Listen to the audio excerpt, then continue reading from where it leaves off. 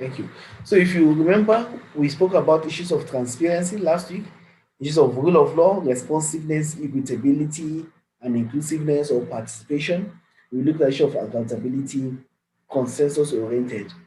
Now, all of these things that we looked at last week, we considered them under what makes democracy work. And these are the same thing that makes governance work. A governance system is a good governance system is a system that is transparent. It means everything is open for everyone to see and participate in. There's accountability from the part of those who've been given responsibilities and those who are giving the responsibilities. So the accountability is from both sides. There's issues of rule of law, which has to do with respect for the constitution or for the law, no matter who is involved, no matter who is affected, is going to be upheld. So if you remember all those things, I don't want to bore ourselves much with these details, knowing that we've done them last week. But let's look at something more critical. Can we all see this? Now, I want us to use our chat room now. Okay. If some of us, I would also like to see our videos. If you can put on your video briefly, I want to just see our responses. You can just leave your hands, let me see. You've seen my cursor. How many of you schooled in a place like this? How many of you schooled in a place like this? Have you seen the picture, all of you? Okay, Amino, I can see you schooled here. Well, some people didn't school in a place like this. And I just Salusimato didn't school in a place like this, I believe. You must have schooled somewhere where everything, maybe it's a school like this one, you know. How many of us prefer go to a market like this? This, we call it bend down select. Well, some people don't go for bend down select. Are there others that go for bend down select? Even you, Joy, you go for this kind of market. Interesting. I thought you manage Japheth. No, some people should not be doing this kind of market, going for this kind of market. You know, people like Java might be going for the other kind of markets. Okay, now back to something more serious. This first road that we're seeing, how many of us school in a road like this? Our community has a road like this. I want to see us.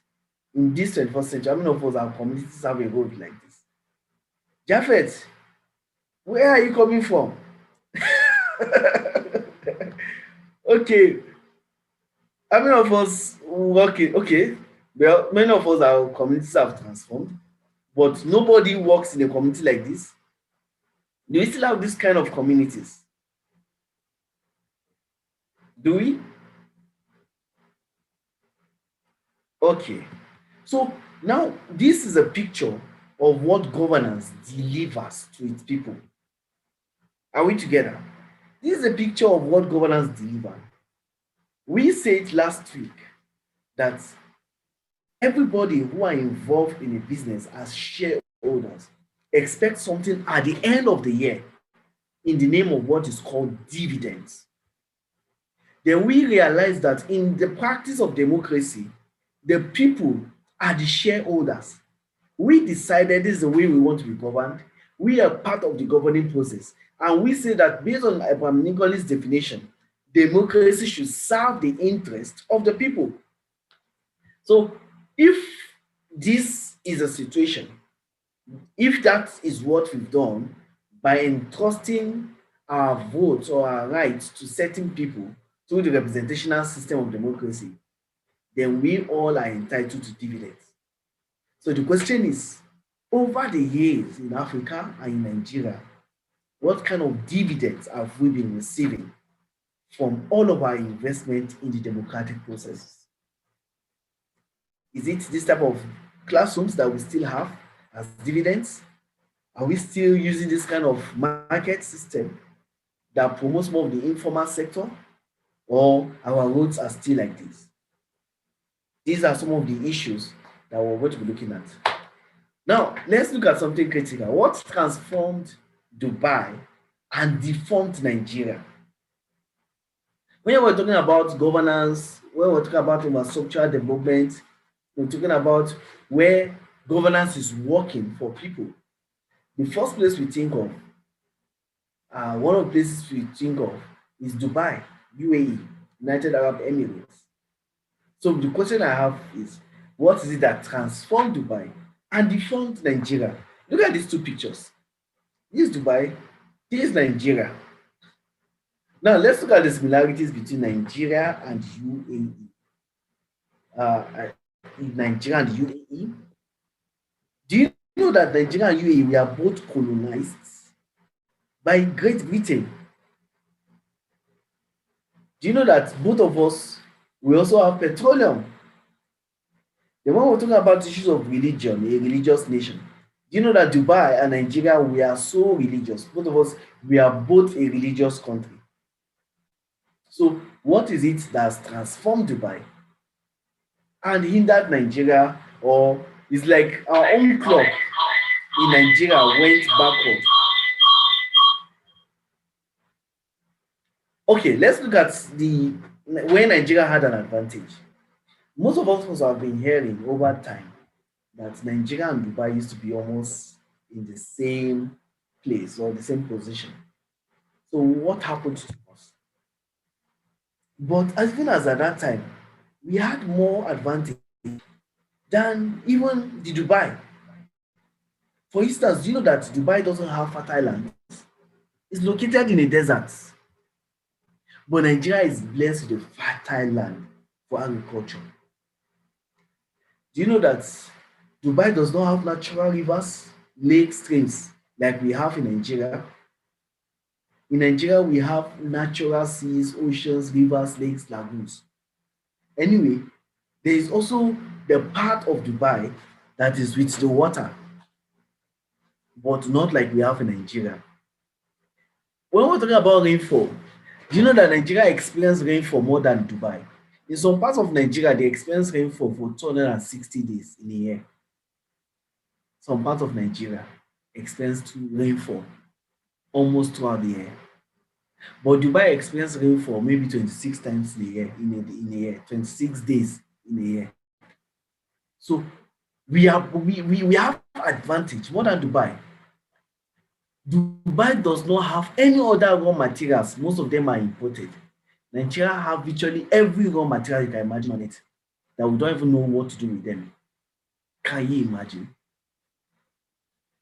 But look at it. Dubai built our first airport in 1960. But look at when Nigeria built our first airport. That is Malam Aminu Kano International Airport. It was built in 1922 and it started operation in 1936. So when it comes to issues of airports that is connecting overseas movement, we see Nigeria leading. So Nigeria had an advantage. Okay, let's look at the issue of oil. Do you know that oil was discovered in Dubai in 1958? But in Nigeria, it was discovered in 1956. 2 years earlier. Nigeria started drilling oil 1958. That was when Dubai discovered their oil.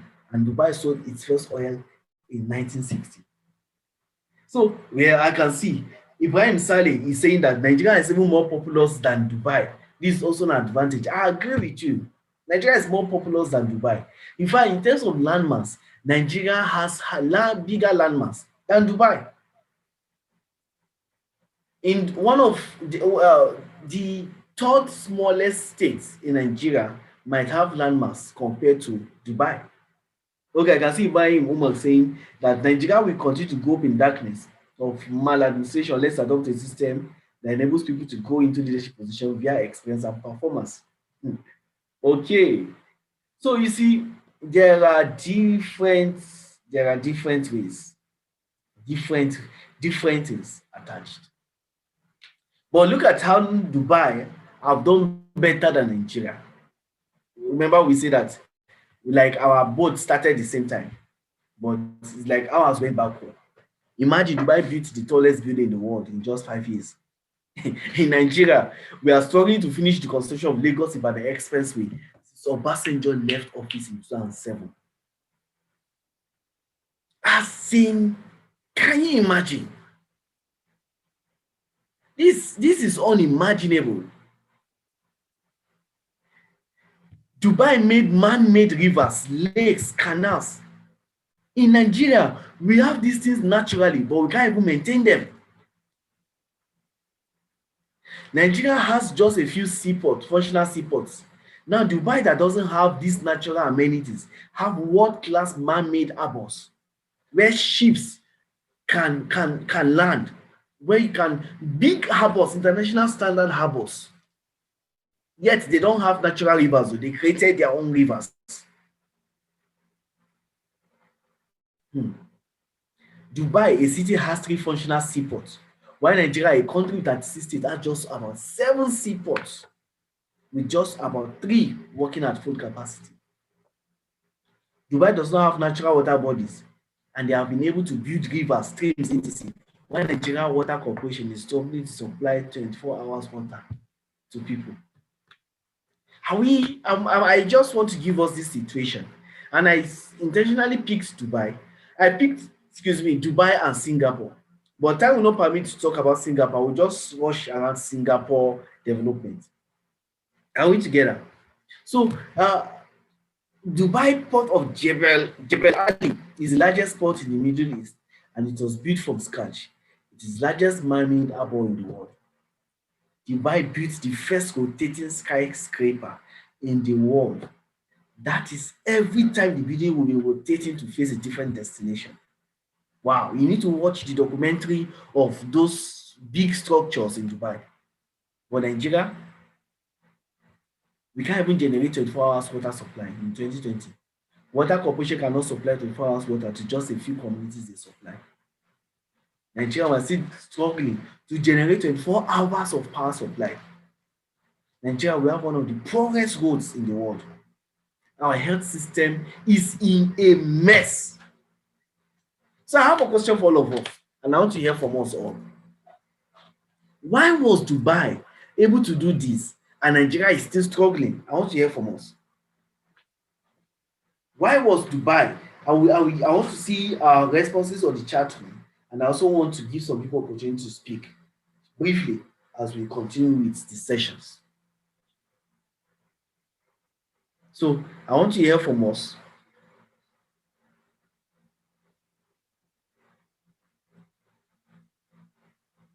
Okay. Yes, Javan, you want to speak? Okay. Javan, unmute yourself and speak.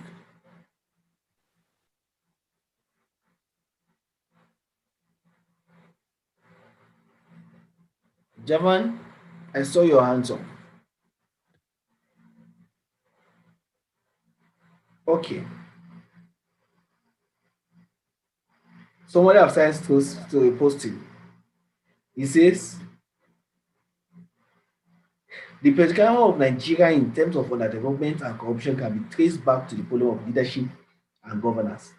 That is according to Ibrahim Umar.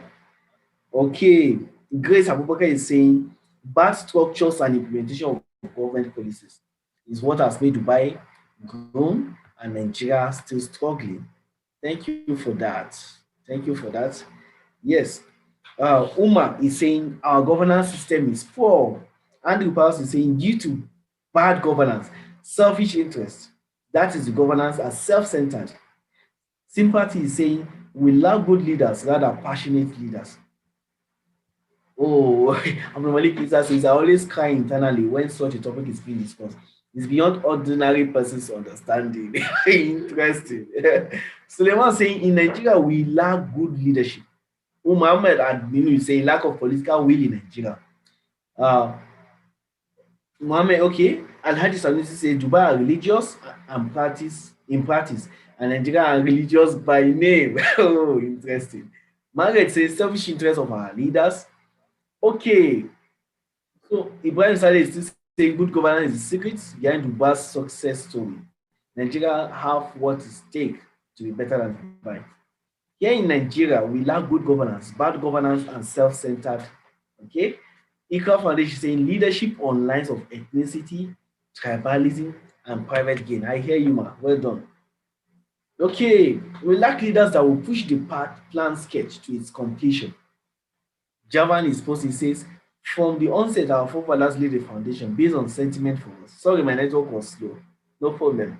Okay, I think I will just stop here. I will give opportunity to Edmond. Edmond, can you unmute yourself and speak quickly?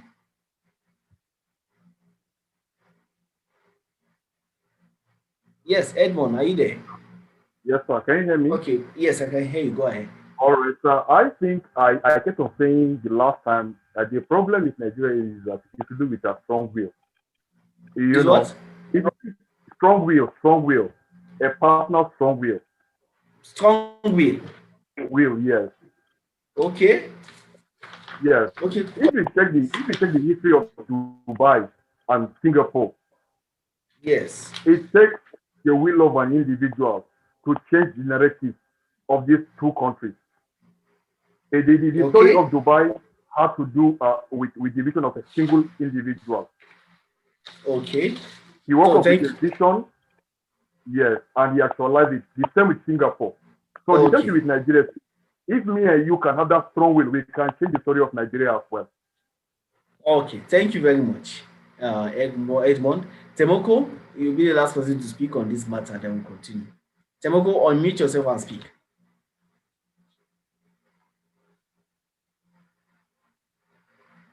Okay, Temoko, your network.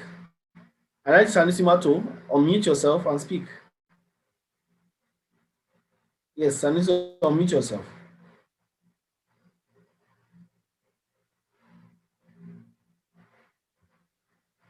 Okay, I guess all those who opted to speak, their network or their device didn't permit them. Sanusi, unmute yourself quickly. Okay, we'll just continue right with our conversation. All of us have spoken well. Everything we've shared are correct. Depends on what perspective we look at them. But I have one thing to share about this matter, and I want you to pay attention as we continue. Can we read this, everybody? Everything rises and falls on leadership. How many of you agree with that?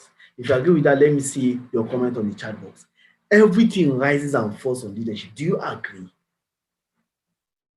Does someone agree that everything rises and falls on leadership? Or is not true?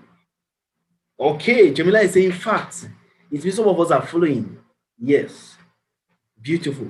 So everything rises and falls on leadership.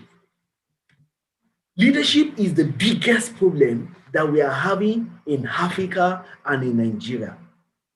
That can be argued anywhere, but it's something that is obvious, and there are several opportunities to defend this statement that everything rises and falls on leadership. Let's look at football team, for instance. When the team are not playing well, who is sacked? Is it the players? No. The person that is sacked is the coach or the manager. So everything rises and falls on leadership. That's very critical. And unless we understand that as a nation, we will keep struggling. So I have a question for all of us. Leadership, what is it? What is leadership? Can somebody share quickly on the chat room? What is leadership?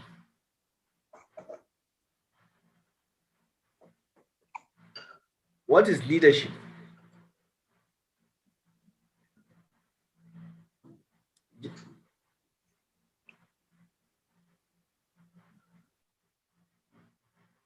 Okay. Yes, I want to hear from the chat. What do you understand by leadership? If everything rises and falls on leadership, then what is leadership? Yes, Javi says knowing the way and leading others to the way. Can we say leadership is influence? Ibrahim is saying leadership is the manner and approach of providing direction, implementing plans, and motivating people. Grace is saying leadership is a position of identifying, harnessing, and leading self or others. Okay, so they are coming in. Anthony says leadership is leading and carrying everyone along. Leadership is a position of a leader. Leadership is mentorship, sympathy. Uma is saying leadership is ability to lead the followers in the right direction or way. Baba Mohammed Isa is the ability to control and influence decision. So leadership is the action of leading a group of people or an organization. So there's so much we can talk about leadership. All of us are very correct. What about leaders? Who are they? Who are the leaders? Well, because of time, we will not go in. But if leadership is influencing, the leader is the person who is influencing. If leadership is motivating people, then the leader is the person who is motivating people. Because of time, I don't want to dwell so much on this matter. So just pay attention, everyone. Leaders are people who are able to think and act creatively in non-routine situations and who set out to influence the actions, beliefs, and feelings of others to achieve set goals. Do you get that definition? Leaders bring people together around a shared purpose, empowers them to step up and lead authentically in order to create change and value for all stakeholders. Then I like what John is saying. John Atwood is a philosopher. He said, leadership is applicable to all facets of life. Now, take note of that. Leadership is applicable to all facets of life. That is every aspect of life. Leadership is applicable. So in health sector, is leadership applicable? Yes. COVID-19 revealed the gaps in our health system. What do you think is responsible for that? Leadership. Our economic team has been struggling. Nigeria has gone into recession several times in the last 3 years. We have become people that are indebted, even to our generations unborn. What has caused it? Leadership. Oh, our education system is poor. The outcomes of our education outcomes has continued to drop in the last few years. What is responsible? Leadership. So leadership is applicable to all facets of life, and that is critical for us. And as leaders, you need to understand that you can never be better than your leadership position. You can never be more effective than your leadership ability. The level of your effectiveness in any position you have been given, in any business you're doing, in any organization you are working or you're leading, can never be better than your leadership ability. Your leadership ability is the lead over your effectiveness in anything. So it's also right to say that a country cannot be better than its leadership. An association can never be better than its leadership. So can you compare and see that leadership affects everything? Remember, in democracy, we said is the people. And so when we're talking about people, we're talking about a leader, a person that is coming from the people. Okay, I have a question for all of us. What is the purpose of leadership, everybody? What is the purpose of leadership? What do you think? You know, all of us want to be in leadership positions. But what is the purpose of leadership? Unless we define the purpose of leadership, we will never lead effectively. Unless we discover why leadership, we will not be able to maximize leadership positions. So I want to hear from us. What is the purpose of leadership? What's the purpose of leadership?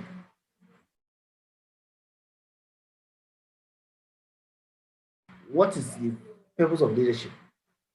Yes, Javan Eli says to see the way, follow it individually, and show it to others. Thank you very much, Javan. Joy says to bring out the best in others in order to achieve a set goal. Emmanuel saying setting pace. We need to redefine the purpose of leadership in Nigeria.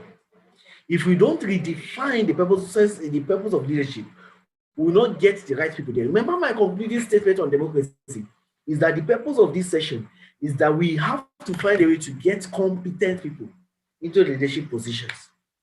We have to find a way to get competent people into the positions. Okay, Carol is saying the purpose of leadership is to transform. Ibrahim Saleh says to deliver results to others. Isaiah Ila says the purpose of leadership is to guide the people towards achieving a definite goal. Grace Abubakar is saying is to lead and to serve. everything you have said, they are very correct. These are the purpose of leadership. Now, my question is, all the things we wrote, are they really what is happening when we enter leadership positions? Are they what we experience when we put people in leadership positions? Let me tell you quickly that purpose of leadership is to improve the state of a people or the state of things. If the purpose of your leadership is not to improve the state of people or things, then you are not ready for leadership. I'm telling you.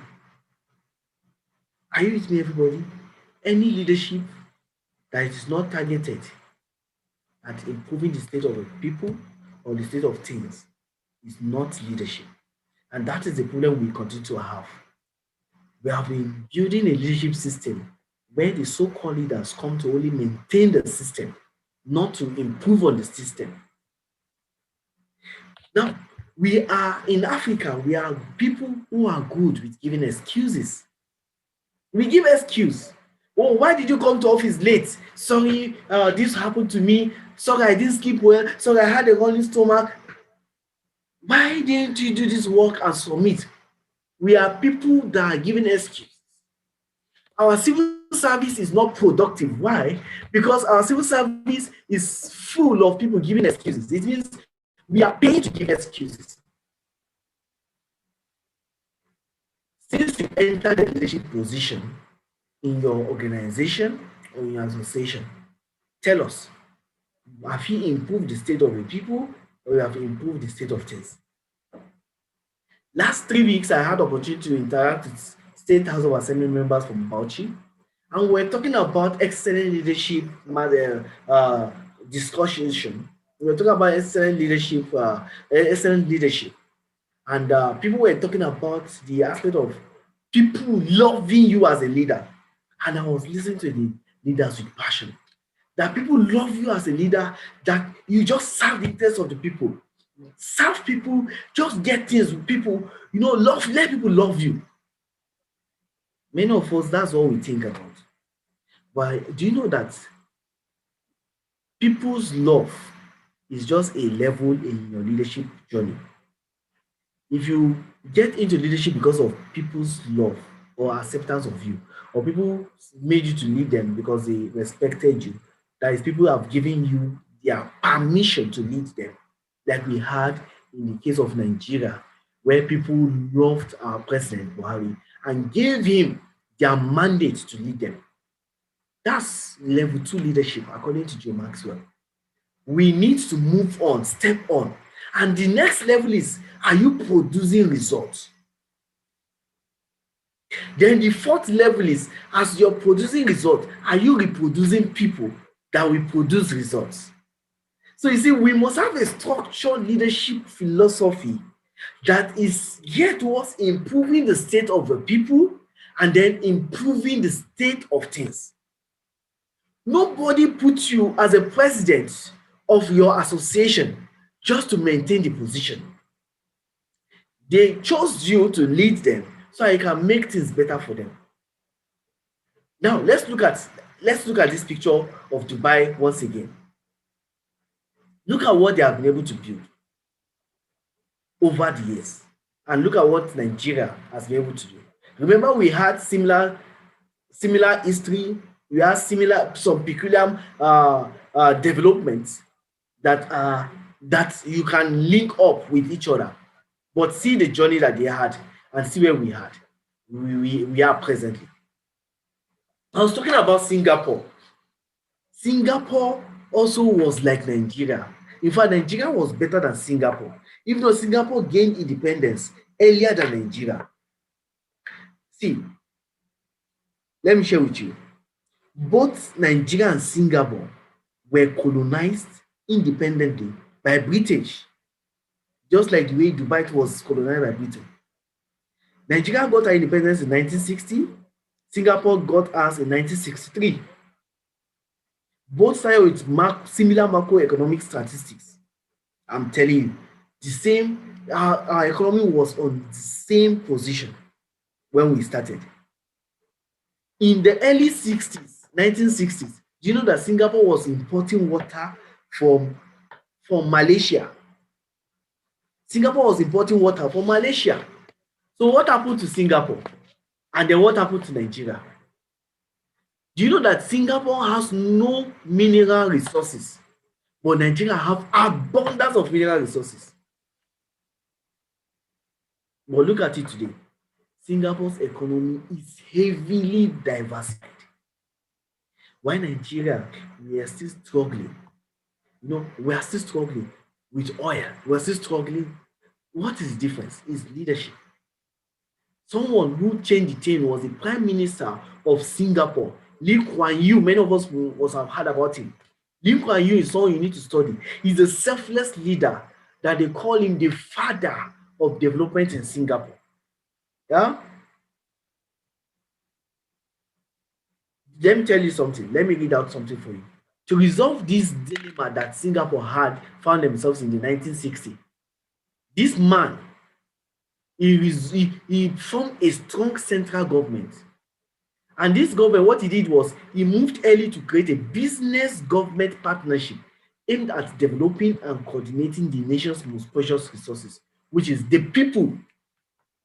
Since they don't have natural resources, they committed to developing the people. And look at where they are. With an increasingly educated population, Singapore targeted industrial development, focusing on emerging technologies. When you're talking about the hard disk, HDD hard disk, in the industry, you can't do without talking about Singapore. So what drives a leader to improve the state of the people or things? I want to mention 4 things. I know Farouk is on. Farouk, please, we started a bit late. Just give me some time. I'm sorry. Okay, what drives a leader to improve the state of the people or things? Number 1 is restlessness. Restlessness. The very essence of leadership is that you have to have a vision, and it's got to be a vision you articulate clearly and forcefully on every occasion. That is Theodore Hesburgh, who was the president of the University of Notre Dame. This is the nature of true leaders. They are restless people. What are they restless about? They are restless about the poor condition of people or the society against their compelling vision.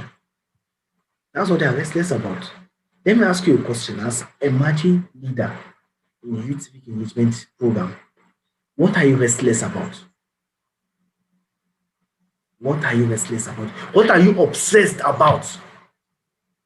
Great leaders, they are obsessed with ideas of how to transform and improve the state of the people. Some people are only obsessed about taking over positions. Some people are obsessed about harnessing more power. That's what has taken us to where we are today. But great leaders are obsessed with ideas of how to transform and improve the state of the people of society. They are actively organizing expertise and resources to improve state of things. Let me tell you something. You don't have to be the best head to lead excellently. You just need to be someone that have the heart and then understand or have the competency of organizing experts. Leadership is more of effective delegating than you trying to do everything yourself. You can't do everything yourself in a place like Nigeria. One leader that we oppose strongly for this thing is former President Olusegun Obasanjo. His ability to get experts, young resourceful heads to lead his economic team is something that is commendable. They are based on high ethical and moral standards. Restless leaders, they are visionaries. They are visionaries.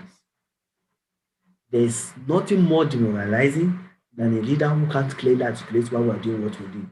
Meet someone, for instance, in our House of Assembly, ask him, so why are we doing what we're doing? Why are you pushing for this bill? Or why are you contesting for positions? They can't tell you why they are doing what they are doing because the vision has not consumed them. Have you met a man that is consumed by a vision?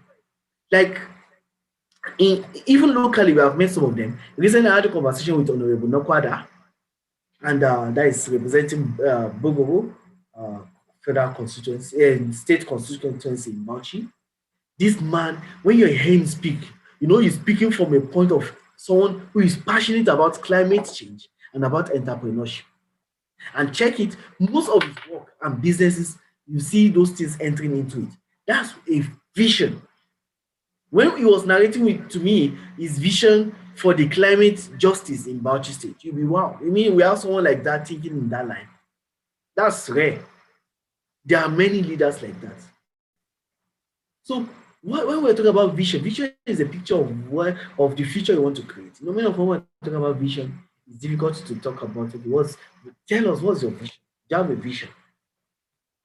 But vision is not just saying, okay, I want to do this, I want to do that. No. Vision is a compelling picture of what will happen when you do what you intend to do. Hmm? When you do what you intend to do, what will happen?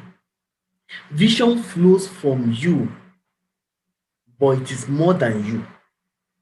It is something you feel strongly about and it steadily comes to your mind. It bothers you. It makes you restless. When you think about a vision, it inspires hope. Especially when you're able to put it down as a statement, it inspires hope. Time will not permit us, but maybe we'll do it on a more practical class later on in the group. How you can come up with a personal vision statement that is short and powerful. So back to what we're talking about leadership. A leader is someone who has a clear vision. Take note, he has a clear vision. So these are things we should start demanding when somebody comes and wants to contest for a position. Does he have a clear vision? That's one. Secondly, does he have the competence to organize people and resources to achieve these goals? That is very necessary. And that is one of the challenges that we are having currently with our national leadership. Is there competence to organize people and resources to achieve these set goals? You might have a clear vision, but if you don't have a competence to organize people and resources, you are just starting. So back to the Dubai story. We say that what was responsible for Dubai's emergence is leadership. And the leadership can be seen from this man, Sheikh Mohammed bin Rashid. That was a man who worked with a team to transform Dubai. These are some of his leadership principles. He's a good listener. The man can listen. And as he's listening to you, he's receiving ideas, he's gathering the ideas. He's someone that ensures that he has time to interact with people intellectually. Many of us, when we get into the leadership position, we cut off intellectuals from around us. There's currently a commissioner in Bauchi, not only in Bauchi, even in Adamawa State. There's currently a commissioner in Bauchi and Adamawa State. Those commissioners, before they were appointed, we have systems of learning where they are learning. We give them ideas. They have intelligent people like us all around them. But the moment they appointed them as commissioners, they just cut off. You understand? Many of them cut off and they are doing blunder. We've tried reaching them with ideas, but they've cut off. So imagine if they had maintained relations with some of those people, the good people with ideas, that would have been ideas that would build their ministry and give them a political name in the state. But they cut off. So don't be a leader that is insecure. Secure leaders give power to others. Secure leaders listen to people and they empower people to do the right thing. Secure leaders. So anyway, back to Sheikh Mohammed bin Rashid. He says you should dream big, you should aim high, you accept challenge, and then according to you, people come first. And then there's issue of constancy, that is consistency. And then he's a good listener. This is a man that also honors traffic regulations. Even when you're going, you see them from the Royal House, they wait and follow traffic. But in Nigeria, we don't do that. I don't know if I'll have time to do this. I have a leadership exercise for us. But I will share that later on the forum, then we'll talk about it. If God were to send you a text message hinting that Nigeria will go back in time by 20 years and that you're going to be responsible for recreating Nigeria, give us one paragraph note of what Nigeria will become after you have done in 20 years. So maybe you can take a screenshot it and then later on you start reacting to it. If you can see it on the chat room, it will be good. Okay, so let me round up by sharing with us what we can do. How can you imagine?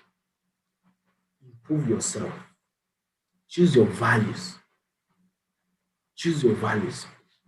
We're in a situation where we need people who are value driven, principled leadership.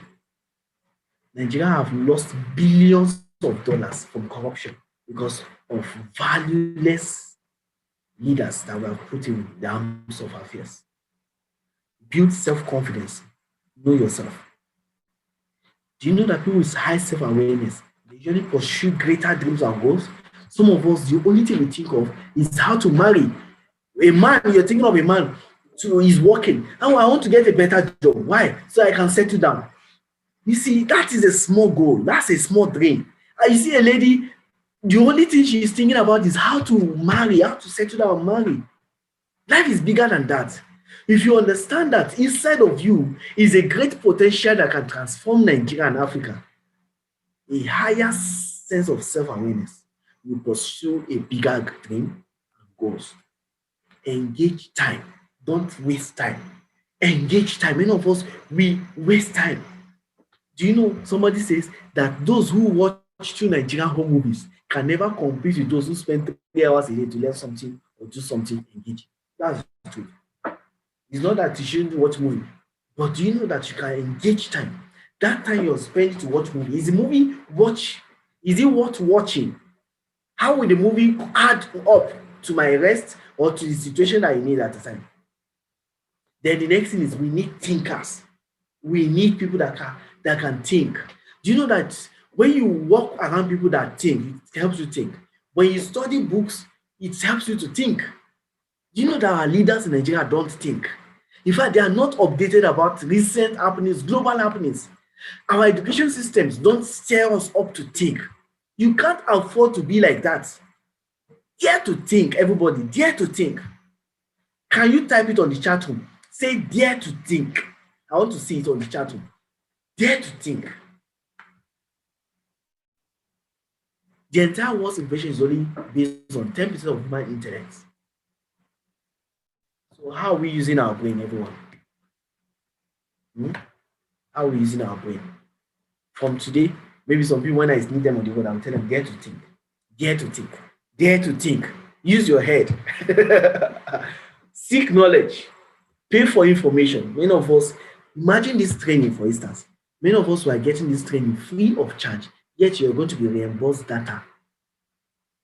That is not the pathway for growth. But we did that, and we did not continue like that. In fact, it was after we decided that we realized that it was an error. You see, the kind of leaders we want to raise are not leaders that you need to tip them with 10 naira or 20 naira or 20,000 naira for them to build themselves. Those are not the kind of leaders that should lead Nigeria. Pay for information, seek knowledge. Then, lastly, or let me just, maybe I might stop in this slide, the safety.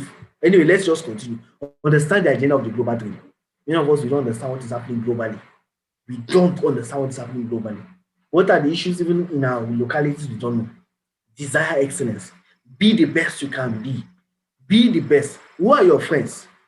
The power of company. You can't be better than the average. You're just an average of the 5 people closest to you. Take action. Get involved. And I'm happy Mr. Farouk will be teaching us how to get involved. Thank you very much, everybody. I have so many other people I wanted talking about, but I will not permit me to talk about them. There are people like Mohamed Yunus and the Grameen Bank.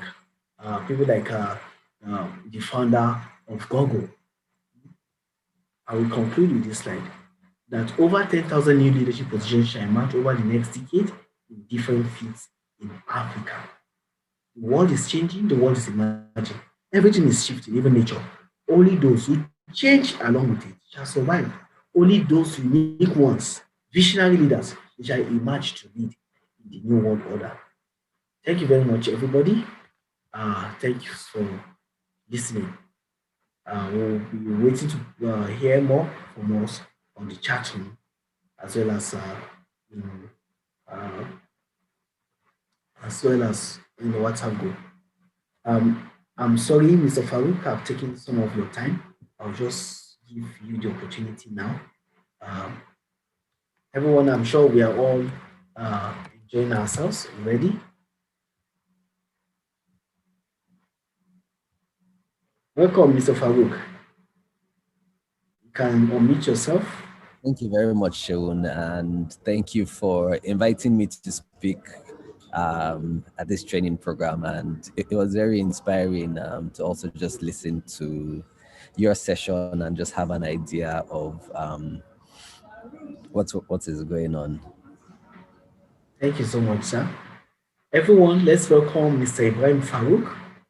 Mr. Ibrahim Farouk is an active Nigerian citizen. If you have heard of Not Young to Run, this is the man. Ibrahim Farouk is an active Nigerian citizen who resides in Abuja. He holds a Bachelor of Science degree, second class upper in political science from the University of Jos in 2008, and a Masters of Science MSc in Conflict Management and Peace Studies from the University of Jos. His areas of interest include, but are not limited to, indigenous settler conflicts, citizens and youth participation in democracy and governance, and gender issues. Ibrahim has over 10 years experience in democracy and good governance in cross-cutting field, and is currently the program manager for the governance and development program at Shiaga Africa.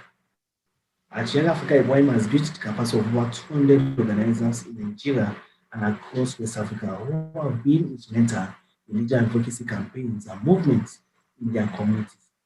As the national coordinator of the Not Too Young to Run movement, which successfully amended the 1999 Constitution of the Federal Republic of Nigeria, his work has contributed to increasing the political participation of youth in Nigeria's political system. He is a part of the leadership and strategy team of the Not Too Young to Run movement. Ibrahim is a contributor to national discourse and appears regularly on national TV and radio. We are glad to have Mr. Ibrahim in the house. Uh, please, Mr. Ibrahim, over to you. You can go ahead and share the slide and continue.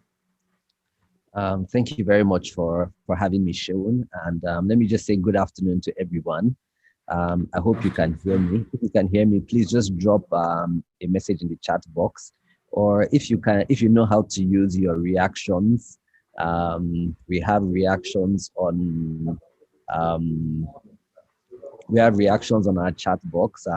For some of you, where you see chats, if you're using either your phone, there's a place where you can do a reaction, either something to raise your hand or to clap, or a thumbs up or a celebration. Okay, yes, so I can see some of the thumbs up. So I know you can hear me. I'll just ask that I be allowed to share my screen so that I can share my slide. Okay. So I'm going to be talking very quickly around promoting youth participation in governance. And Shaun read that whole introduction that just spoke about some of the work that we have done.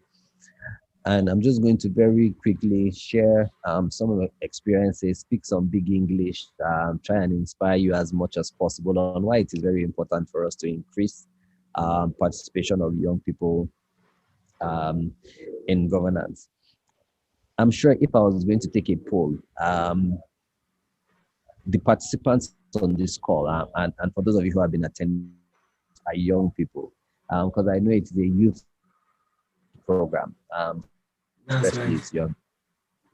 But many times, even the way that we define who a young person is very interesting. And one of the most interesting conversations that I always have is many times there's reference to the governor of Kogi State when we're talking about young people in governance. And unfortunately, he does not represent who a young person is in governance. And there are so many definitions of who a young person is. I know we have a quiz later, so I'll try not to let the cat out of the bag. But why these age classifications are important for us is so that we are able to use data to track and say, oh, in 2015, this was the level of youth participation in governance. In 2019, we can see that because of the work that we have done, it has increased. And there are different definitions of who a young. So, Mr. Farouk, can you go on the slideshow? Oh, on a slideshow. Okay. Okay. So you can see that now, right? Is that shown? Is Yes, that good? yes, yes, very good. All right. So just to move very quickly, as young people, and I'm sure many of we're all young people. There are many challenges that we face: poverty, barriers to education, discrimination, and let me just tell you, these challenges that young people face are not limited to us young people in Nigeria or to us young people in Africa. Across the world, young people face similar challenges. And if you have the opportunity to travel, even though COVID has limited that ability for us to travel as much as possible, technology has given us an opportunity to share experiences with other young people across the world. And when we share these experiences, we know that we face similar challenges. But despite the challenges that we face and the obstacles and the barriers, we know that young people understand the rights that we have. And as much as possible, we're engaging various spaces, to be able to claim our rights and fulfill our obligations as citizens. Okay. And one of the things that I've learned recently is the value of active citizenship. And that's why my profile first talks about being an active citizen. And not an activist. An active citizen is someone who understands the process and engages the process. And there are many different levels of engagement and participation. It goes from voting in elections to holding elected representatives accountable, to reaching out to your elected representatives one way or another and engaging them. To engaging with your peers as well in areas around civic education. And there's a whole wide range of ways that we must remain active citizens. And research has also shown that young people who start as active citizens early on, and you start voting from an early age, you start asking those tough questions to public officials from an early age, it becomes a part of you through the rest of your life, and not just a one-off event. And it's very important that as we transition from youth to adulthood, that we're able to build this culture of engagement as young people. But talking about engagement, and there are many different ways that youth engagement can be expressed. It comes from either formal participation, and that could be joining a political party or actively engage in elections. You could be an election observer, you can be a party agent. There are many different ways that you can formally participate. But sometimes there are also more informal ways, working with youth organizations or social movements to help change policy or provide better youth services. But as young people engage, either formally or informally, we develop skills on how we can solve problems that affect young people. And working in this young space, I'm sure you must have heard that saying, nothing for us without us, or nothing about us without us. And that means that young people must be engaged so that the issues that affect us as young people are at the decision-making table.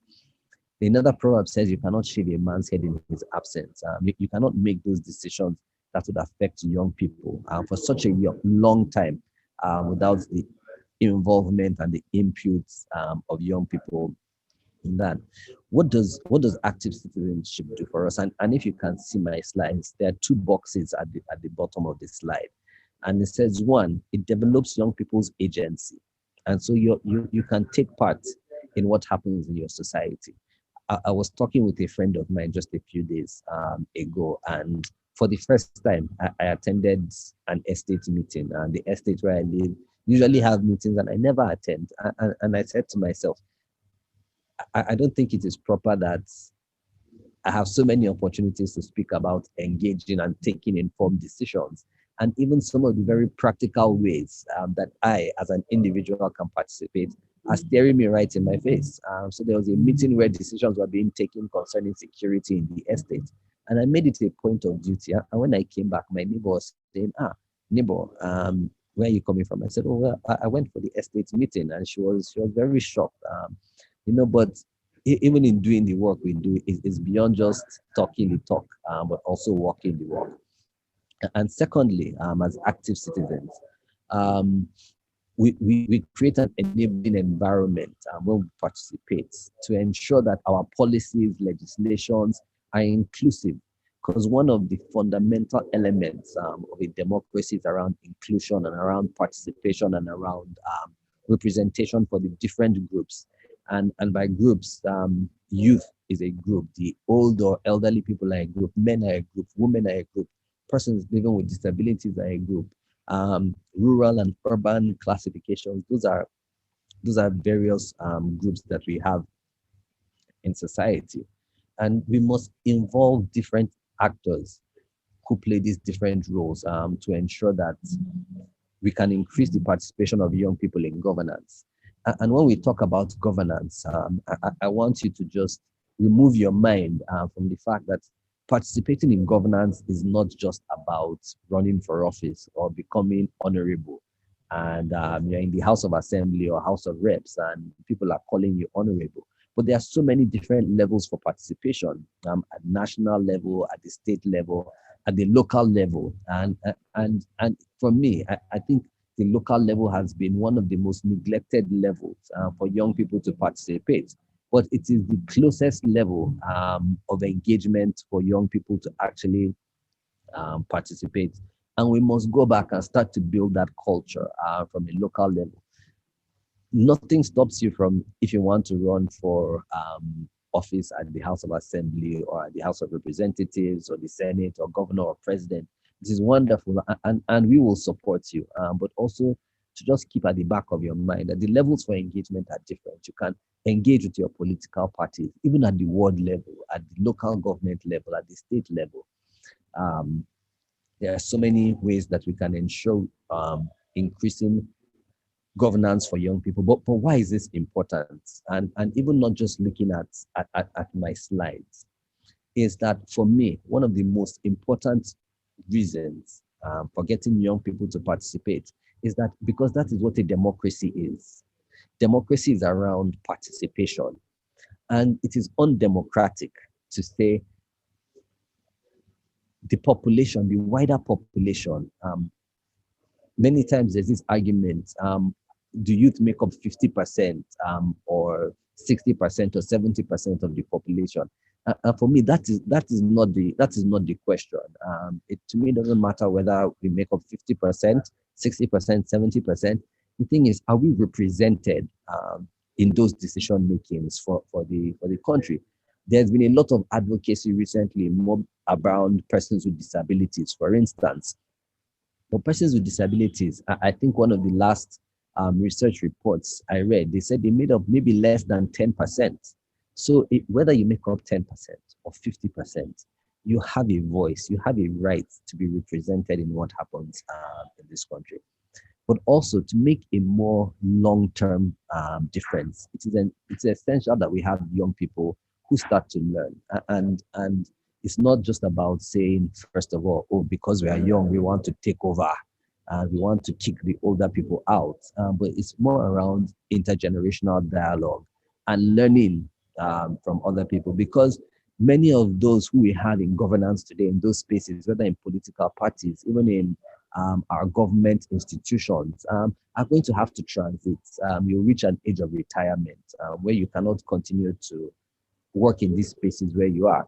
But what have we done to ensure that young people are adequately represented? Young people are learning the ropes and are starting to move up, so that we can say, oh, there are young people with competence and capacity who are here and who are participating in formal political processes or even in informal political processes. But it's very important that they are given the necessary knowledge and capacity to participate meaningfully across.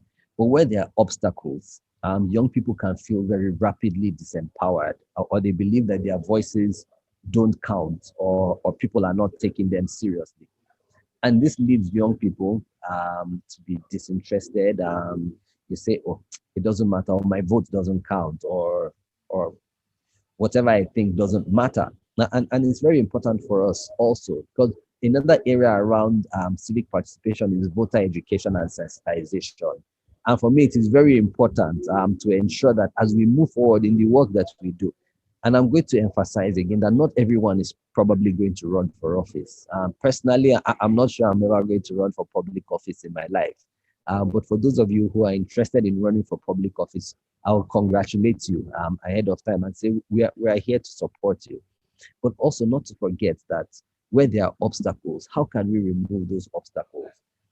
I have been reading a lot, and research has also shown that when young people are excluded from participating in formal institutionalized processes, they tend to find informal processes sometimes that are negative. And when we talk, for instance, around youth radicalization or youth being used for election violence, many times if you trace the roots of some of these problems, you would see that it is because young people did not have a space to participate. When we were working on the Not Too Young to Run campaign to get that age amendment for the first time, it was very important for us to say, look, young people, let us channel our energy and our innovation and our strength into formal participation in a way that we're not promoting election violence, we're not promoting apathy, but we're promoting active and formal participation in many of the spaces that we have. We also see that many times it's a challenge in new and emerging democracies where the inclusion of young people is a challenge.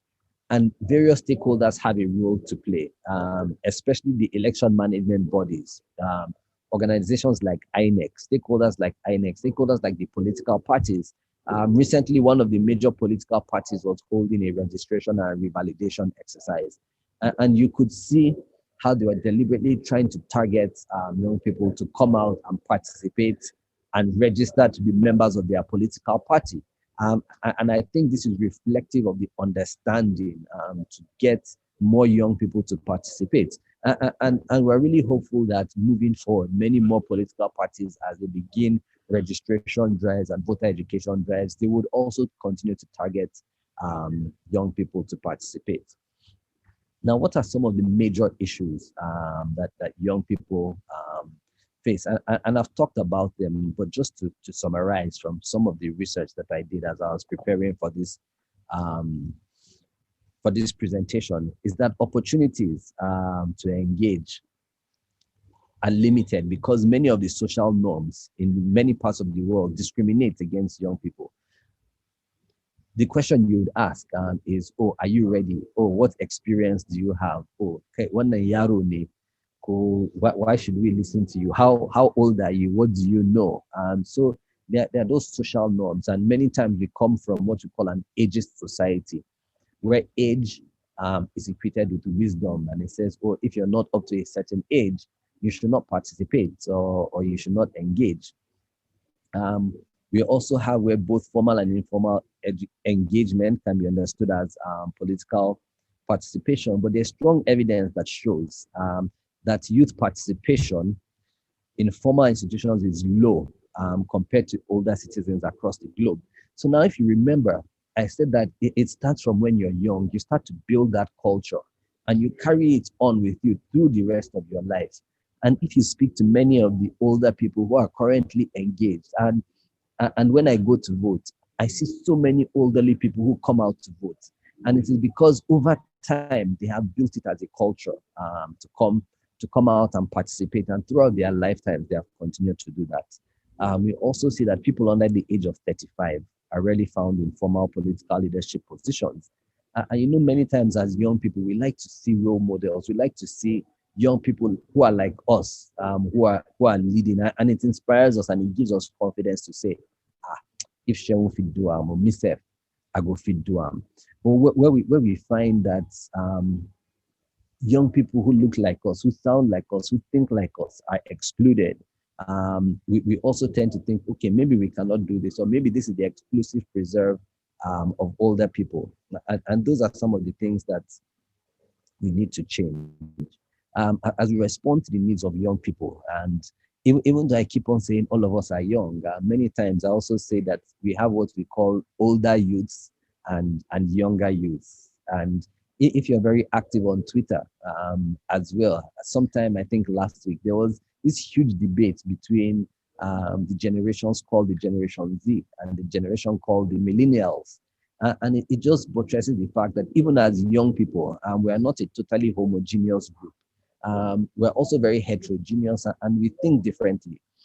If you speak to young people who are 25 or 26 and below, some of their thoughts are a lot different from you who is 28 or 29 or 30. And the way they process information, the way they see the world is very different.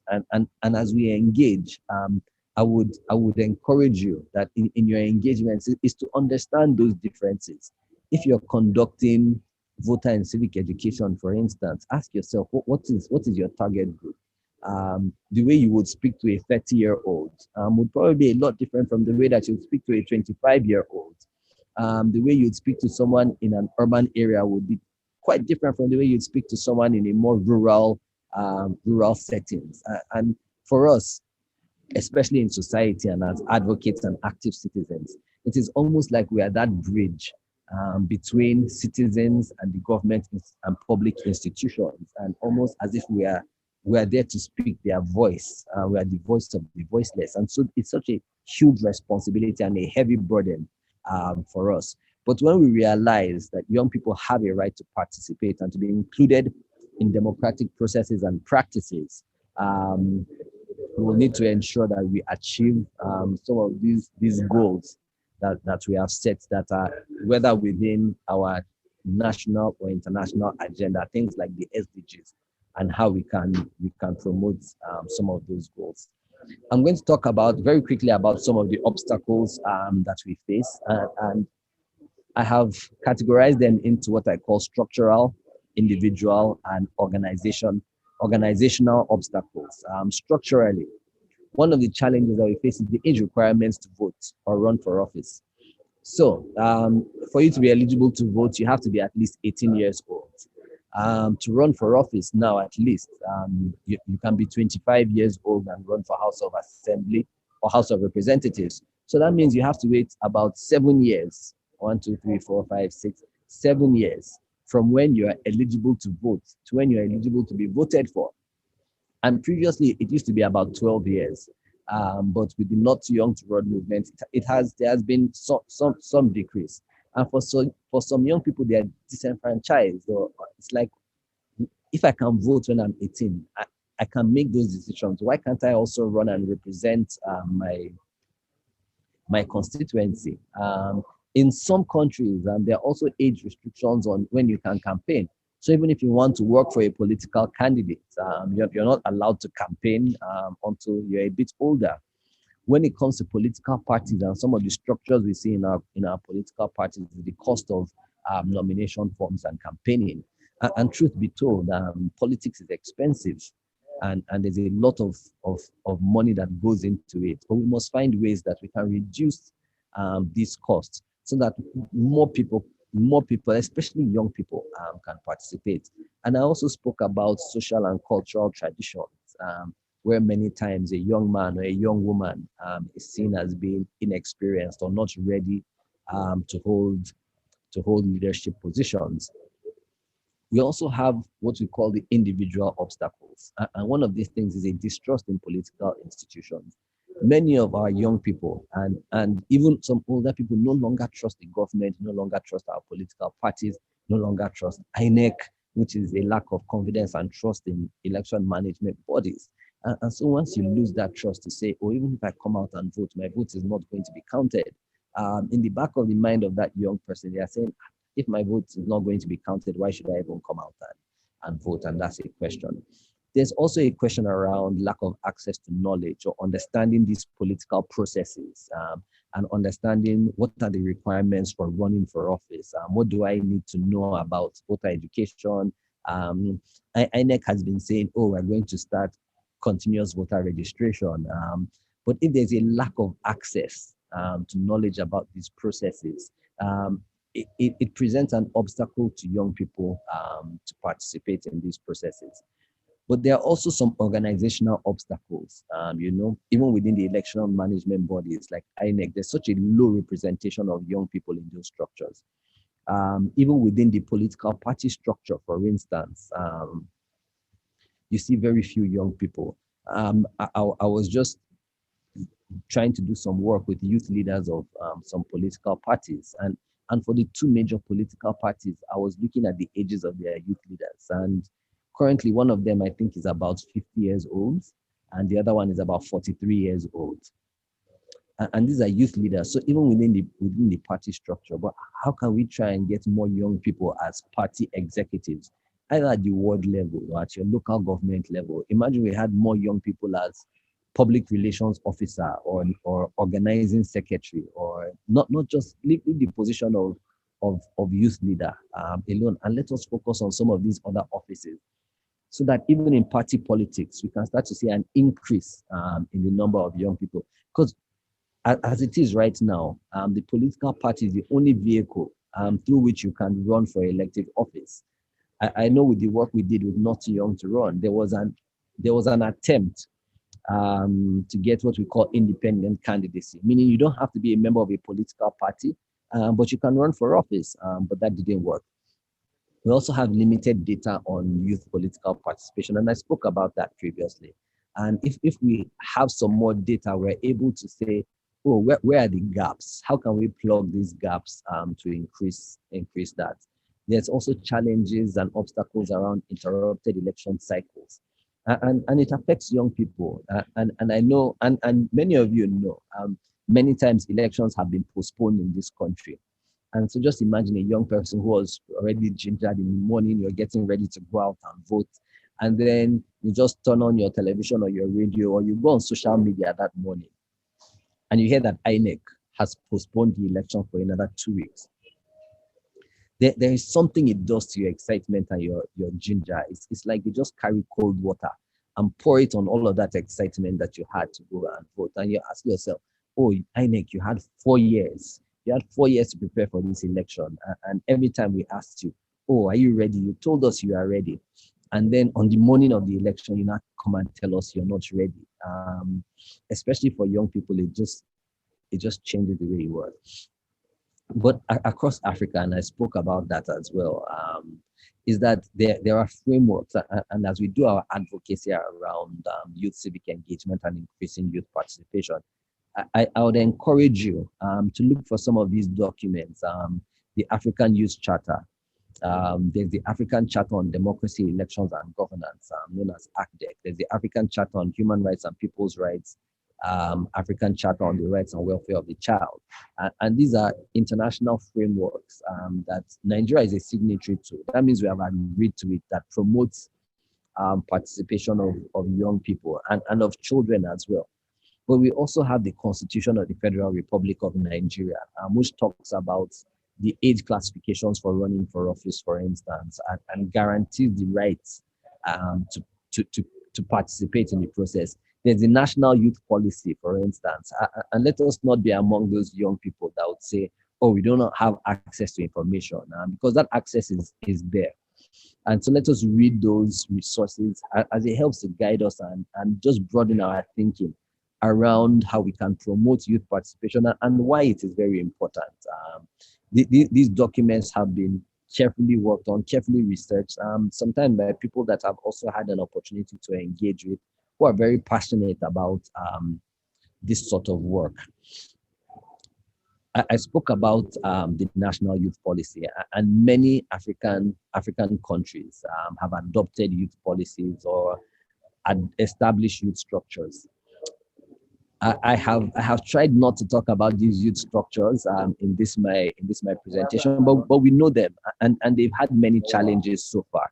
You talk about the Youth Council of Nigeria, or the Youth Parliament, or the National Association of Nigerian Students, and many of these structures are supposed to be a learning ground for young people who learn about political participation and then transit from these youth structures into mainstream politics. But what can we see? It's young people in these structures already acting like some of our established politicians, desperately holding on to power. And I'm asking myself, if you're so desperate for power, why is it in the Youth Council or NANS or Youth Parliament when you can move to the House of Assembly or the House of Representatives? Some of these structures have worked in other countries, but unfortunately,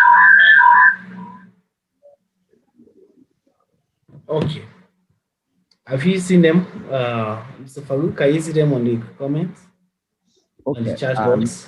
I can see some of the comments. And someone said, you said participation is not only holding elective offices. You will agree that one of the umbrella bodies is supposed to be the collective. My question is that can it be a body that is not interior in capacity? Um, huh. Okay, so I think this is a question around the youth council and a youth commission. So let me just try and answer what I feel. And I had said it previously that the youth council is basically the umbrella body for youth organizations. But unfortunately, is that our youth council has not lived up to its expectations. Um, we had such high expectations for the youth council that they would bring together youth organizations. We will be able to rally together under the youth council, but that did not work on. Unfortunately, we also had the Nigerian Youth Parliament, which is also a great opportunity to learn for young people to learn about legislative engagement. But the youth parliament has also had its own crisis, but I think it is still trying to find its feet. There's also the Association of Nigerian Students, and unfortunately, many times they always have many different chapters or different factions. What I feel is that it is important to have a youth development commission that is institutionalized and learns to fill in the gap where we have some of these challenges. Unfortunately, the Ministry of Youth Affairs has not done that as effectively as it should because the ministry focuses so much on NYSC. 90% of the budget of the Ministry of Youth Affairs goes to NYSC. So that is a challenge. So I think a youth commission would be very helpful to ensure that they oversee the youth council, they oversee the youth parliament, they oversee NANS, they oversee other youth development projects, so that they can be focused on some other things. In another question says, what about the saying, youth are the leaders of tomorrow? For me, youth are the leaders of today. And even if you look in the different states, following Not Young to Run, there were 20 young men. Unfortunately, no young women, but there were 20 young men who are under the age of Then, 30 that's freaking the woman. who ran for office and who won State House of Assembly elections. Bauchi also has a reputation for producing many young politicians, and so many people ran for office. I saw someone's presentation saying, "You hope to run for office in Yobe," and I think in Yobe there's also a young member in the House of Assembly.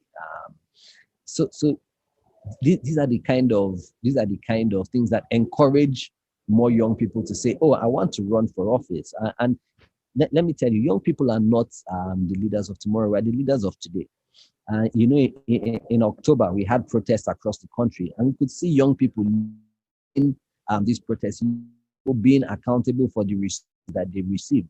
Whether you believe in their cause or not, it's a different thing. But did young people show leadership? Of course, young people did. Even during a time of COVID, for instance, we saw young people producing hand sanitizers. We saw young people producing hand masks, face masks. Sorry, is that leadership? Yes, young people are leaders of today, taking responsibility to ensure that in their communities, people are taking the necessary precautions to ensure that we do not spread COVID. I'll try and take as many questions as possible. I can see Javan says, at Yaga, based on your engagement with different political parties, why are you undermined and underrated? So I think one is that we do not have enough young people in those political parties to start with. If we have young people who in mass register in those political parties, you will not have there's no way that you'll say, oh, young people are undermined or underrated. If you say that the membership of your political party is 1 million and half of that are young people are going to determine who becomes party executives in that party. It is very simple. It's going to be a struggle, but one, we must join those political parties in mass. Secondly, we must build our capacity and understand how to engage properly. It's not just about, and sorry to say, and I don't mean this in a bad way, is that many times we see young people just go on social media and say, oh, our party must do this, or our party must do that, our party must do that. But are you a member of the political party? Have you attended meetings at the ward level? When decisions are being made, are you there? I can see a comment saying financial capacity. But to be a member of a political party, the financial capacity you need is just to pay your dues, unless you want to run for office. And then there's the challenge of having more resources, which I also spoke about. But that is something that we're also trying to work with. Their current attempts to amend the Electoral Act so that young people are able to participate more, the cost of running for governance, all of that.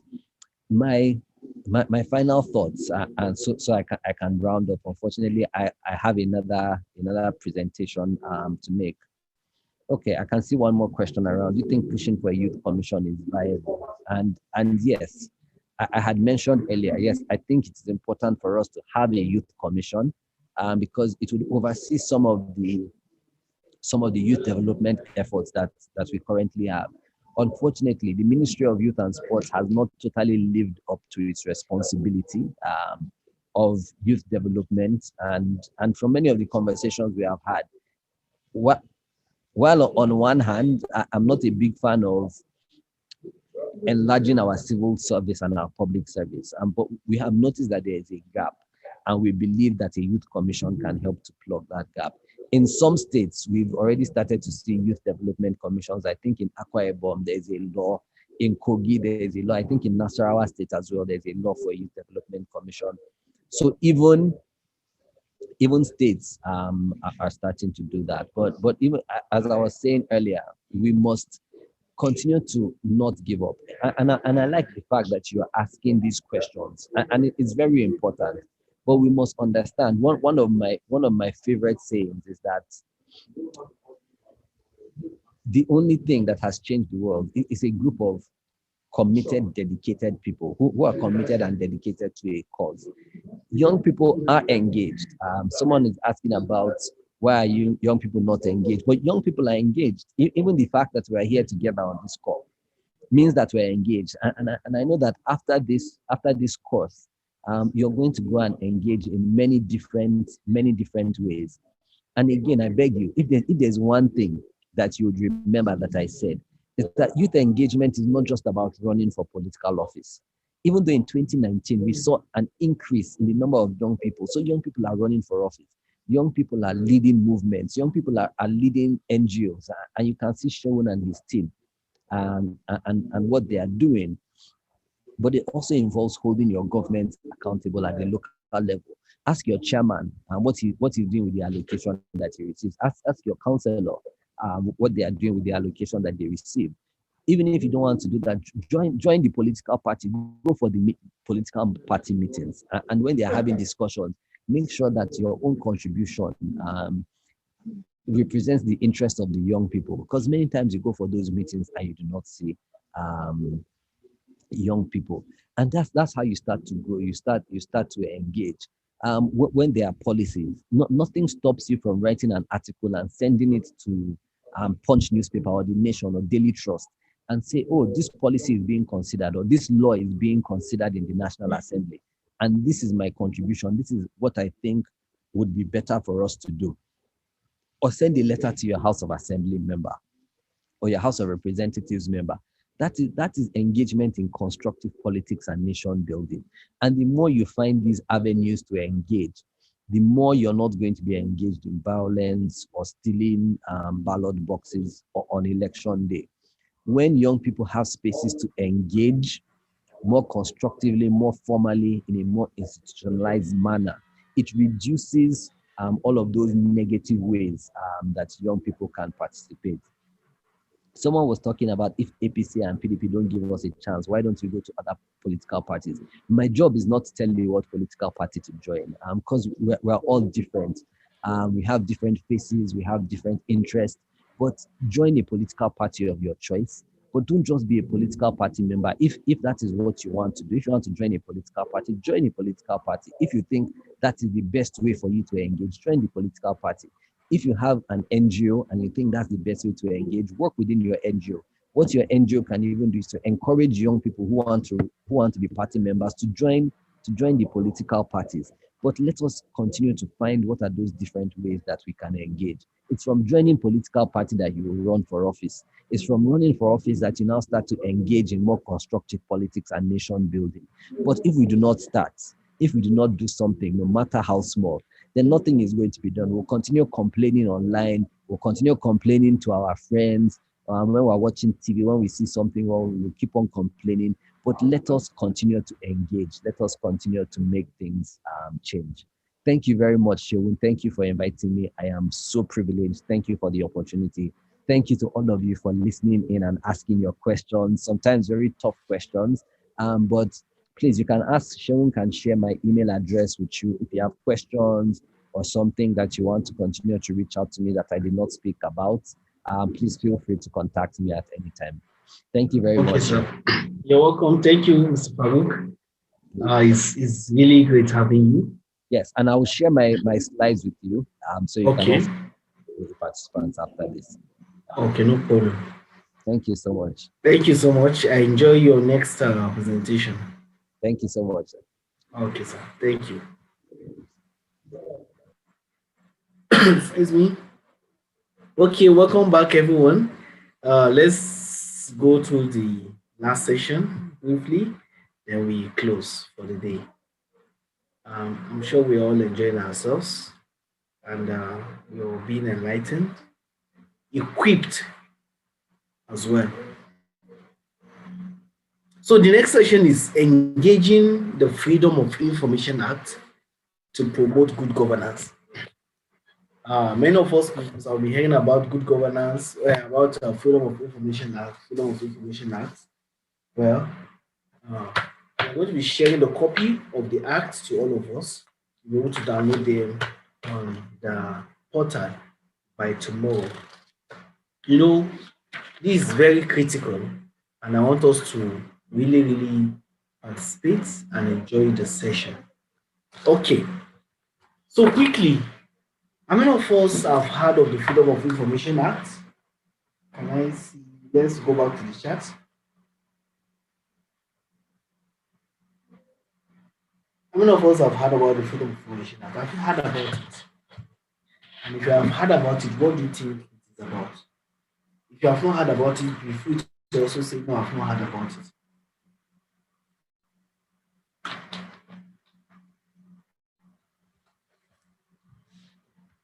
Okay, I might just start a poll that all of us can respond to.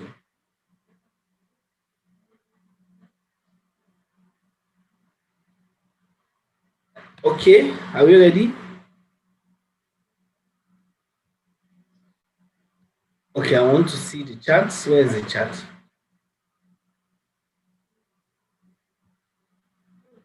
Okay. No, I have not. Okay. Germans haven't heard about it, just know about freedom, right to freedom of speech. And Mali says a law that gives every citizen right to request information from government establishment. Yes, yes, I do. No, I haven't heard. No, sir. No, no. Okay, I'm glad that some of us have heard about it. I'm also glad that some of us have not heard about it because today we're going to learn more about the Freedom of Information Act. Is that okay? So let's come back and continue. Okay. Yes, back to Freedom of Information Act. So the objective is to understand the Freedom of Information Act, to equip us on how to write a Freedom of Information Act request, then to establish the correlation of freedom of information and good governance. Right? So, introduction. Freedom of Information Act 2011. Let me tell us 2011. For some of us, Freedom of Information Act is a law in Nigeria that was enacted in 2011. It's a law that is enacted in 2011 that gives everybody opportunity to seek for information from the ministries or agencies of government. Are we together? So Freedom of Information Act generally provides that any person has the right to request access to federal agency records or information except to the extent the records are protected from disclosure by any of the 9 exemptions contained in the law or one of the 3 special law enforcement record exclusions. So in the Act, there are 9 exemptions. We're going to be looking at it later on that you cannot ask of. And take note, it's not only federal agency, even state agencies. But since the law was enacted at the federal level, we're expecting many of the states to domesticate them. But of course, it's part of the law, and so it's also have a ripple effect on the states and the local governments. And not just state and local governments, even to public institutions or public organizations. For instance, you can write to an association and requesting for some information as well. We're going to get to know more about that. So, what's the basis for this thing that we're teaching? Well, rather saying that there is need for individuals to have access to information, and the availability of timely and accurate information from authentic sources is a booster to national development. Um, we say that freedom of information is a necessary tool for Nigeria to move towards economic and social transformation. We have been talking about issues of participation. Citizens will effectively participate if the freedom of information allows them to have access to information. Do you know that information is very powerful? Information is very, very powerful. Information is a big tool that anybody can use for development in anywhere. So I just want to establish that as a foundation for us to continue our conversation. So we might not have much of the chat because time is gone, but note that this is very important, right? So freedom of information act and good governance. Look at what Michael Foucault says. Power is derived from knowledge, and information is a basic component of knowledge. Power is derived from knowledge, and information is a basic component of knowledge. Any man that has access to information, right, is a man that is powerful. Is a man that is powerful. So how can power come back to the masses if masses don't even know what is happening in the governance or in the government? So this Freedom of Information Act is one of the best things that has happened to people, because citizens now have the right to know what our national budget is talking about, to know the laws our national lawmakers are making, to even ask questions about procurement. How is procurement done? This contract has been awarded. What is it? How much is it? Do you know that you have access? So you see, it's not a mistake that we're bringing up this topic. It's because participation in governance can work effectively if you have access to information. So let's look at it. Freedom of Information Act and good governance. Number one, it promotes transparency and good governance. Right to information enables citizens to know how governments, those in public offices, are working. The public should openly come to know what is to be happened or what has happened in the government.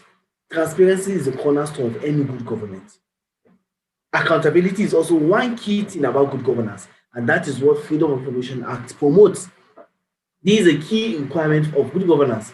Without accountability, the root of any development failure cannot be traced. Not only the government, the private sector institutions also become accountable to the people. Information is power, and Right to Information Act brings accountability and transparency in the administration. Are we together? Okay. The third one is it promotes participation. Like I told you, participation is founded on information. It promotes accessibility. This acts by providing easy access of information, reduces the established long gap between citizens and administrations. Every person becomes aware about the day-to-day activities of the government.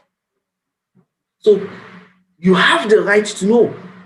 The Freedom of Information Act 2011 gives everyone the right to request information, whether or not it is contained in any written form, which is the custody or possession of any public official, agency, or institution howsoever described. Whether it's an institution of government, whether it's an agency of government, whether it's one ministry, whether it's in the hands of one public official.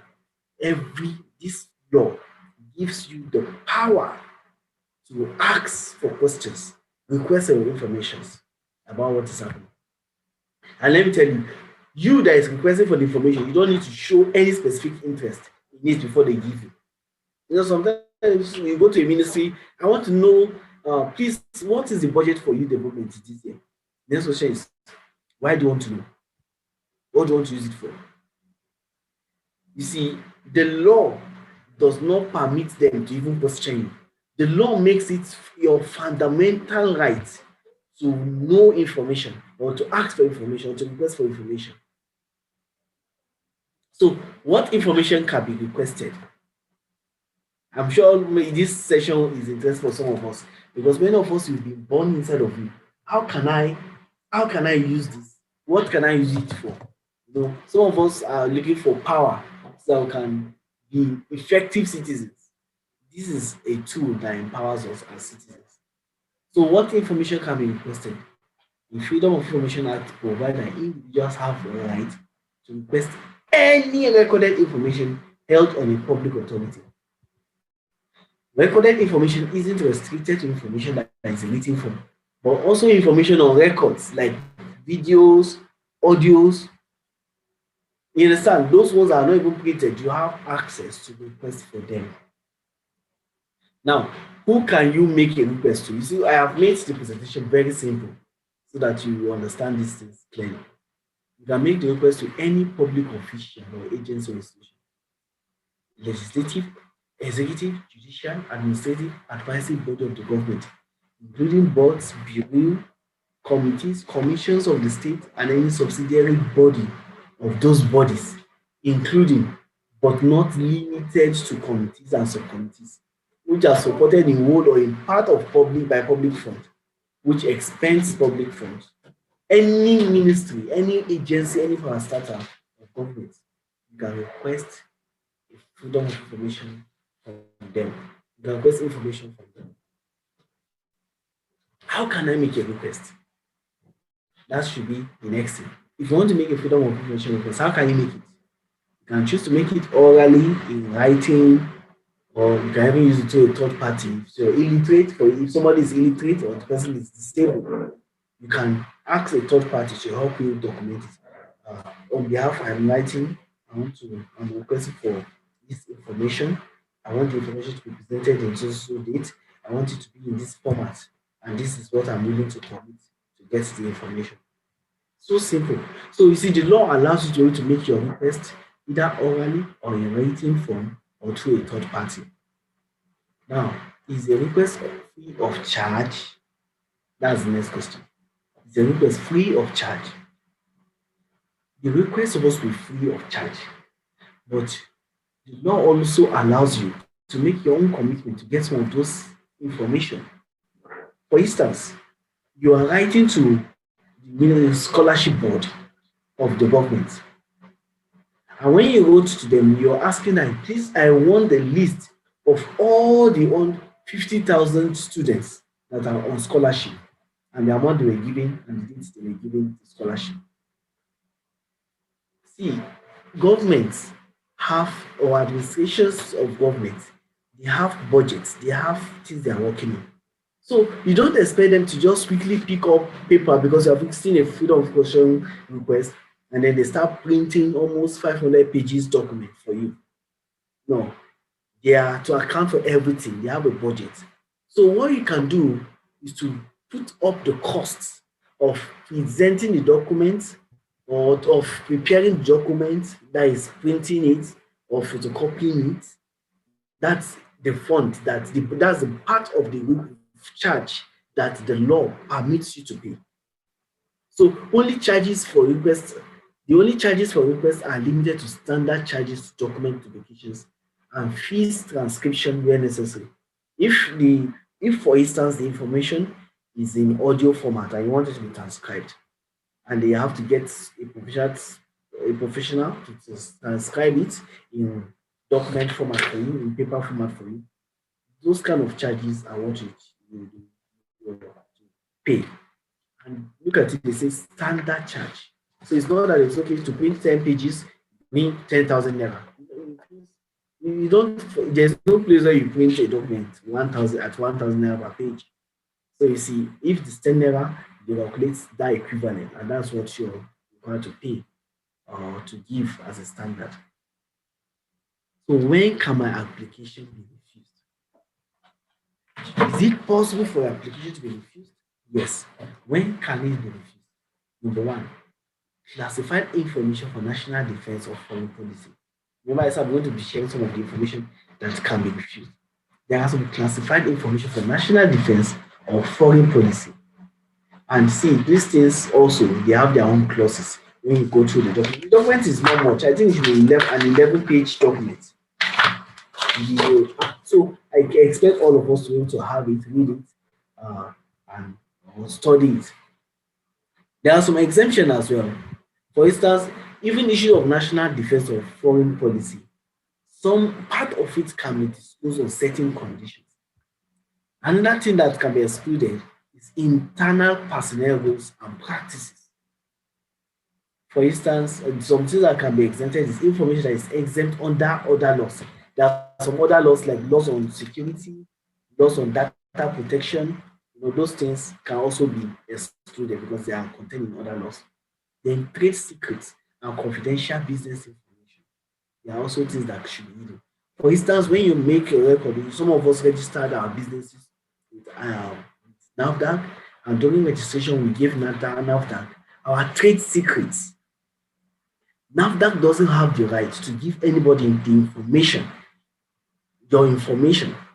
Even if the person wrote a freedom of information request, say, okay, I wrote to NAFDAC, I want to know what are the content of what this person is using to make Faro water, what water. If it is a trade secret, NAFDAC cannot release that information because there is a law that protects your copyright, your privacy in that line. Only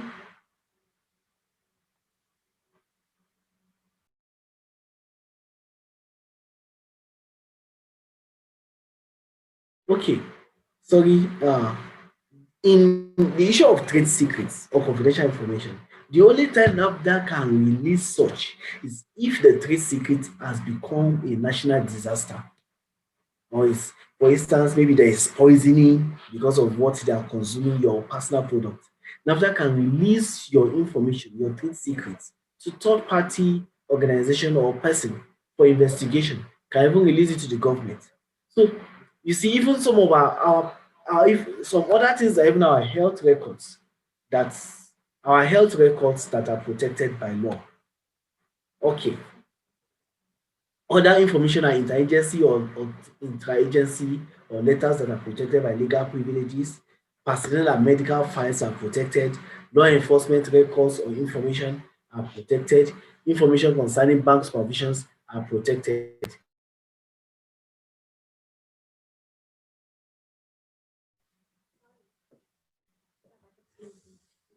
Okay, so personnel and medical files, some of your personnel and medical files cannot be disclosed to the public. Law enforcement records or information cannot be disclosed to the public. Information concerning bank supervision cannot be disclosed. So some information are also protected by law. What happens if my request is refused? So imagine that you wrote a freedom of information request to a particular ministry and they refused. And before you have checked the law and you discover that what you requested for is permitted under the law, what should you do? Okay, now pay attention, everyone. Any applicant who has been denied access to information or a part thereof may apply to the court for a review of the matter within 30 days after the public institution denies or is deemed to have denied the application. The applications to the court are heard summarily. This is to ensure the prompt and expeditious disposal of the case. Are you hearing?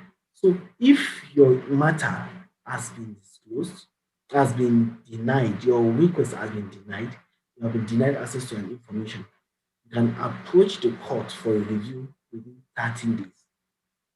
Now, if the court finds that the request should not have been denied, the defaulting officer, take note, the officer or institution commits an offense and is liable on conviction to a fine of 500,000 naira. Then further, the court will order that the information be released as per the request. Do you understand? Some of us are working in government agencies and many requests are coming to our table and we are denying it. The problem why we are going free in Nigeria is because people don't prosecute wrongdoings. So if, for instance, I write a letter of freedom of information request, requesting for an information from your agency, and I'm the person in charge of giving that information, and you denied me that information, and I come back, follow up, you denied me, and I realize that under the law, that information shouldn't have been denied. I shouldn't have been denied such information. If I take you to court on that on that terms and you're convicted, you as the officer will pay 500,000 naira fine. So are you getting the picture? So imagine if every government agency or every public official knows that it's going to be is going to be charged 500,000 naira, or the agency will be charged 500,000 naira for denying access to information of a citizen of Nigeria, then they won't be holding those information. So it should also be noted that it is a criminal offense punishable under conviction by the court with a minimum of 1 year imprisonment for any officer or head of any government or public institution which this act applies to willfully destroy any records kept in his custody or attempt to doctor or otherwise alter same before releasing the information. You know, some people, when they want to release the information, they will doctor it. If it is discovered you doctored the information, 1 year imprisonment with the fine. Depends on how you find how the course goes or the case goes in the court. So we are being armed as citizens, but many of us are not using it because we don't know about it. So how can I make the request? I believe that's the question on everyone's mind. Before making a request, first look to see if the information you're requesting is already in is a public domain. Some information are already in the public domain. INEC releases some information. CBN releases some information on their websites, some on newspapers. Before you request for that information, go and check with the public whether it's already available. Because it also it won't speak well of your integrity when you are asking for information that's already public. It will just redirect you to the public registry where you can find it. So you should make your investigation first. Then check again. If the information you want is not publicly available, you can submit a Freedom of Information Act to the agency. Some of the agencies, all the agencies are by law supposed to have Freedom of Information Act office where they treat some of these matters. If they don't have, you can write to the accounting officer of that agency. So the request must be in writing and reasonably describe the records you seek. I will share with us a sample of how to write those requests. So how can I make that request? You make it in writing. You need to include your name, your address and phone number. Then you need to describe the records you are looking for. You know, such records, specific records can be processed much more quickly than a request for all information in a particular subject. So if you know exactly what you want, request for that particular information so it can be done faster for you. Okay, how can I make a request? Separate requests should be submitted for each firm. You can't just request for some information affecting almost several ministries. You can't just write to one agency request for everything. You write specifically to the ministry that are custodian of that information. Statement, you also put inside your request statement like that, okay, you are willing to pay fees, including early limitations that are necessary for the information to get across to you. So how can I make a request? FYI request may have to pay fees covering some of all the costs of processing their request. Requesters may want to include the maximum naira or amount they are willing to pay. If the fees exceed the maximum amount stated, FDA, the media is the federal department and agencies will contact the requester before filling the request. So if you are requesting, if you say, okay, I'm willing to pay 10,000 naira for all of these documents, and when they checked it, producing that document will be more than 10,000 naira based on standard charge, they will call you and notify you so that you can top up or you make your request. So what can I ask for under the Freedom of Information Act? If a FOIA request can be made for any agency record, you can also specify the format in which you wish to receive the request. That is it printed or electronic form? Sometimes you can even make a table and tell you want it in this table format. Is there a special form I have to use? No, there is no special form you have to use to make a Freedom of Information Act request. So this is a sample letter. You can find it online. This is a sample. Imagine, for instance, you want to write to the Ministry of Planning or Budget and Planning in your state, or you want to write to the, let's actually want to write to the Minister of Youth and Sport requesting for the budget or to know about the budget for youth development. This is a sample. Freedom of Information Act, just take this particular template and change it. Put your name. You can see it, you put your name, your address, your phone number. That's your address, your name, your address, and phone number. Then here you put the name of the public institution or the person, public agent, public office holder you are writing to, and their address. Then you also put the date. Then you go to dear sir or madam, request for information under the Freedom of Information Act 2011. It is important to specify this so that people understand that what you're requesting for is not something that is a play. No, you are not here to joke. Request for information under the Freedom of Information Act 2011. The above matters suffice. So you see, by virtue of the provisions of the Freedom of Information Act 2011, the Act, I'm hereby requesting that you provide me with the following information. So you see, you list the information you need. Then you can also continue. See the template says, I understand that under the Act, I'm entitled to a response within 7 working days of your receipt of this request. And I look forward to receiving this information within the permitted time frame. I am willing to pay for any fees which are incurred as a result of complying with this request. But I remind you of the provision of Section 8 of the Act, which clearly states that fees shall be limited to standard charges for document duplication and fees transcription where necessary.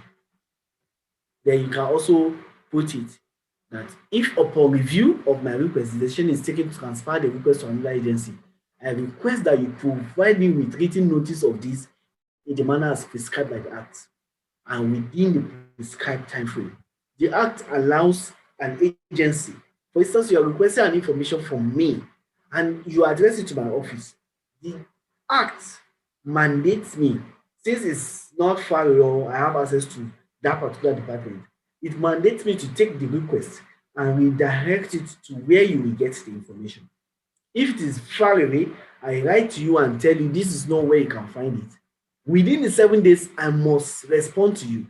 If I don't respond to you within 7 days, then many other things of the law comes to pass. So you see, this is important that when you're writing the request, you mention some of these statements to the officers that are receiving so that they can be aware of the provisions of the law and understand that they are liable to be sued or to be charged to the court of law if they fail. This paragraph says, I reserve the right to appeal your decision as guaranteed by the Act and remind you of the provisions of the Act, which states that any request not action within the prescribed time frame will be deemed as a denial of the request.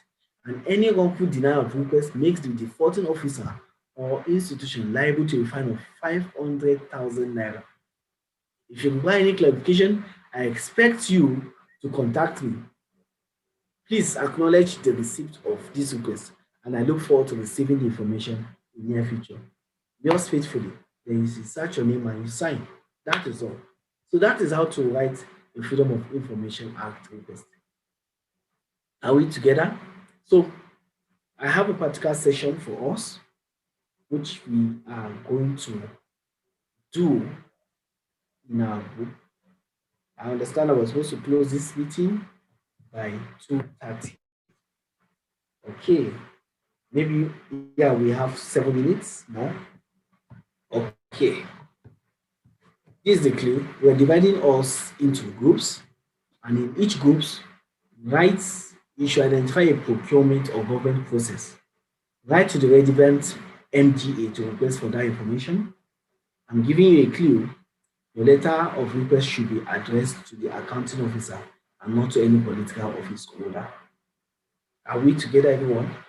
So I will advise you screenshot this since it might not be available to you immediately. Screenshot it. Uh, just screenshot it. Okay. Now, are we ready to go into groups? Meanwhile, I want to appreciate all of us who have been online up to this time as we are rounding up the session.